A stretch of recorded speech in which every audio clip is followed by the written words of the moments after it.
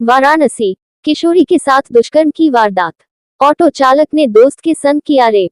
बदहवास हालत में रोहनिया इलाके में मिली किशोरी। पुलिस ने केस दर्ज कर ऑटो चालक को पकड़ा। राज्य महिला आयोग की अध्यक्ष ने दिए निर्देश। रोहनिया थाने में पीड़िता से मिली बबीता चौहान। टैक्सी गाड़ियों के लिए जारी किया गाइडलाइन। पेपर पढ़ रही थी और यहाँ कुछ चर्चा भी ऐसी हो रही थी क्योंकि आज हमारे यहाँ प्रोग्राम है रानी अहिल्याबाई जी के यहाँ सारे चल रहे, तो उस प्रोग्राम के तहत मैं यहाँ बनारस आई हुई थी। तो जब मैंने पेपर पढ़ा तो मुझे लगा कि इसकी जानकारी लेना चाहिए। जब जानकारी ली तो पता चला कि रात में किसी बच्ची के साथ, जो नाबालिग लड़की थी, उसके साथ गैंग रेप को अंजाम दिया गया।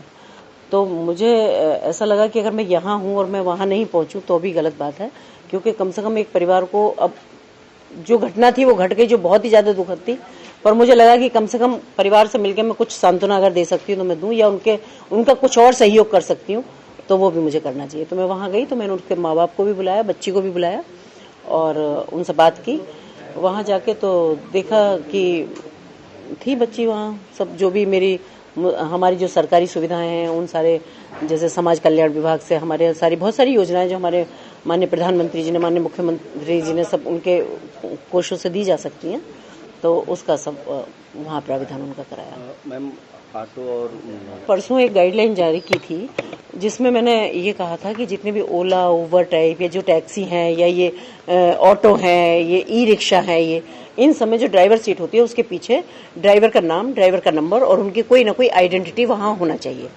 तो ये मैंने परसों आदेश किया था। आज मेरे जाने का एक रीजन ये भी था कि मुझे बहुत ज्यादा दुख हुआ, बहुत कष्ट हुआ कि जिसके बारे में मैं सोच रही थी सिर्फ उन्हीं आधारों पर जो मेरे यहाँ केस आते हैं, और आज वो मैं प्रत्यक्ष देख रही थी, क्योंकि उसमें भी कल एक ऑटो वाला ही था जो उस लड़की को वहां लेके गया और वो लड़की कुछ नहीं कर पाई। तो इसके लिए हमने जिलाधिकारियों को ये सब, आज हमारे यहाँ से पत्र चला गया है, सारे आपको सूचना अधिकारियों को भी गया है, जिससे आपको प्रेस विज्ञप्ति वहां से मिल जाएगी सारी जगह से। तो मेरा सिर्फ एक यही मकसद है कि महिलाओं को हम कैसे सुरक्षा दे सकते हैं। तो इसमें और भी 2-4 चीजें थी, जैसे था कि जैसे ड्राइविंग लाइसेंस है तो महिलाओं को कम इश्यू होते हैं, जबकि पुरुष ही ज्यादा रहते हैं। एक आध कोई 1% भी नहीं, या 0.1% कहीं कोई महिला होगी। तो मुझे लगता है जब हम महिलाओं को आत्मनिर्भर बनाने की बात करते हैं तो हर फील्ड में हम महिलाओं को क्यों नहीं लाते। अगर ड्राइविंग की बात है तो ड्राइवर हम क्यों नहीं महिला को बनाते। खूब अपनी सेल्फ ड्राइविंग लड़कियां करती हैं, आज तो रॉकेट लड़कियां चला रही हैं, तो गाड़ी क्यों नहीं चला सकती हैं। तो एक वो आत्मनिर्भर बनाने वाली बात थी। जब मैंने ये इनको लागू किया था, इन नियमों को, तो मैं चाहती हूं कि महिलाओं को भी इस प्रोफेशन में भी आना चाहिए, कि उनको ड्राइविंग करना चाहिए, गाड़ी हो या बस हो या जो भी है। और पहले भी मैंने एक आदेश दिया था कि जितनी भी बसेज हैं उनमें जिनमें महिलाएं जाती हैं, या जिनमें स्कूल बसें हैं जिनमें छोटी बच्चियां जाती हैं, आए दिन घटना घटती रहती हैं।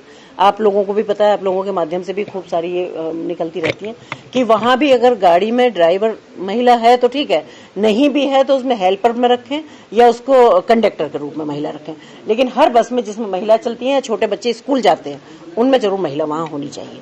तो मैंने सिर्फ यही, क्योंकि इसी आधार पर, क्योंकि प्रैक्टिकली जितना मैं रोज सुनती हूँ और मैं देखती हूँ, क्योंकि हमारे पास बहुत केसेस इस तरह के आते हैं, तो मुझे लगता है कि जो भी एक तरीका हो सकता है क्राइम को रोकने का, तो वो हर कोशिश करनी चाहिए।